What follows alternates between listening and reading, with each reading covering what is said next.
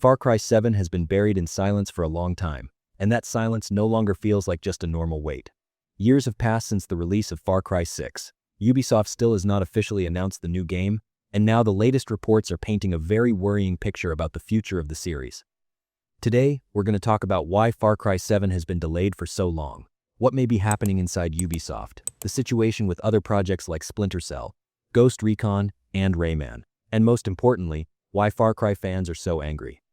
Far Cry is one of Ubisoft's biggest franchises. Alongside Assassin's Creed and Rainbow Six, it is seen as one of the company's 3 strongest main series. But the interesting part is this: the new game from a brand as big as Far Cry is still nowhere to be seen. Normally, Ubisoft would not keep this series waiting for this long.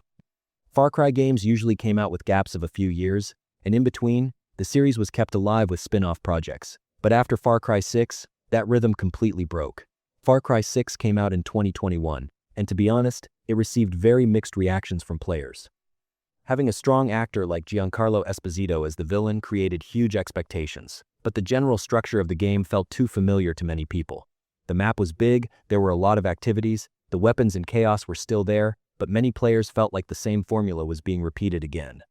So, was Far Cry 6 a bad game? I don't think so. But it also was not a game that pushed the series forward, surprised everyone, and made people say, "This is the return of Far Cry." And this is where the real problem begins.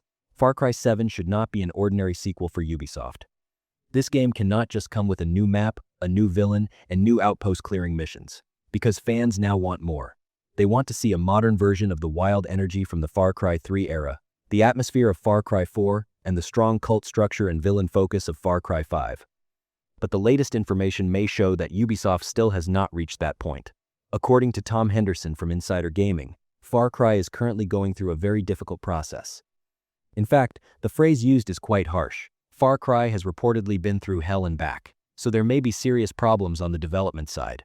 Of course, there is an important point here. Ubisoft has not officially confirmed this, so we should not talk about it like it is confirmed information. But because Henderson has been a name many people have paid attention to in the past, especially when it comes to Ubisoft news, these claims spread very quickly among fans. Previously, it was said that Far Cry 7 could arrive around 2026 or 2027. Some reports even claimed that the game was being developed under the codename Project Blackbird. But according to the latest claims, the game may be much further away than expected.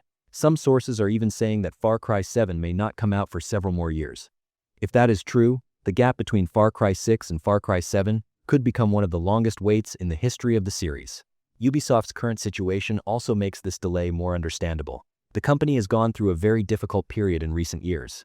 Some projects were canceled, some games were delayed, layoffs happened across some teams, and Ubisoft now seems to be trying to release fewer but bigger games. On paper, this could be a good strategy, because players really want to see more polished, higher quality, and less repetitive Ubisoft games. But in practice, this situation seems to have pushed many projects into uncertainty. The delay is not the only rumor about Far Cry 7. There have also been some interesting claims about the game's story. According to earlier rumors, the game could revolve around a wealthy family called the Bennett family. It was said that there may be a power struggle within this family, and that the story could have a somewhat Succession-style structure. On the villain side, a character named Ian Duncan was mentioned. This character was claimed to be a conspiracy theorist who hates wealthy elites and has his own army of followers. If this concept is true, it could actually be a very interesting direction for Far Cry, because Far Cry games have always stood out with strong villain characters. Characters like Voss, Pagan Min, Joseph Seed, and Anton Castillo have a very important place in the identity of the series. Far Cry 7 also needs a strong villain. But a charismatic bad guy alone is not enough. That villain needs to be genuinely connected to the game world, the story, and the player's choices. Another controversial claim was that the game may have a time system. According to the rumor, our character's family is kidnapped, and we try to save them within a certain amount of time. This could add a race against time feeling to the game. At first, it sounds interesting, because it could add a different kind of tension to the Far Cry formula. But it is also a risky idea. Because Far Cry players usually like freely exploring the open world, doing side quests, hunting, clearing outposts, and progressing at their own pace. If Ubisoft makes this time system feel like real-time pressure, it could bother many players. Because constantly telling the player to hurry up in open-world games does not always work well. But if this system is designed more intelligently, for example, if time only progresses during main missions while open-world exploration remains free, then Far Cry 7 could genuinely feel different. The issue here is not the idea itself, but the execution. How Ubisoft handles it will determine everything. But one of the things worrying fans the most is the multiplayer issue. Ubisoft CEO Yves Guillemot's comments suggesting that multiplayer could become more prominent in the future of Far Cry caused a major reaction. Because even though Far Cry has had co-op and some online features, at its core, it was loved as a single-player open-world experience. Players enjoyed being thrown into an island, a region, or a chaotic world, and living their own story. The idea of multiplayer is not bad on its own. Far Cry can be fun in co-op. Taking over outposts with a friend, causing chaos, attacking with vehicles, and doing missions full of explosions can genuinely be enjoyable. But that is not what players are afraid of. Players are afraid that Far Cry will suddenly turn into a live service structure.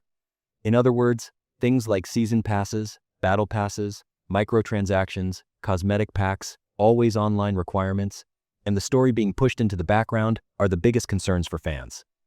Ubisoft's current image makes this concern even stronger, because many players now approach Ubisoft's major franchises with caution. Even on the Assassin's Creed side, constantly changing plans, different projects, and long-term service-style structures are being discussed. Far Cry going down that same road looks like a bad scenario, especially for longtime fans, because what made Far Cry special was not just the guns, explosions, or big map. What made Far Cry special was the feeling of being dropped alone into a strange, dangerous, and uncontrolled world. At this point, Ubisoft has two paths in front of it. The first path is to truly reinvent Far Cry 7, to bring the series back with better AI, a more living world, smarter enemies, more impactful story choices, and a more unforgettable villain.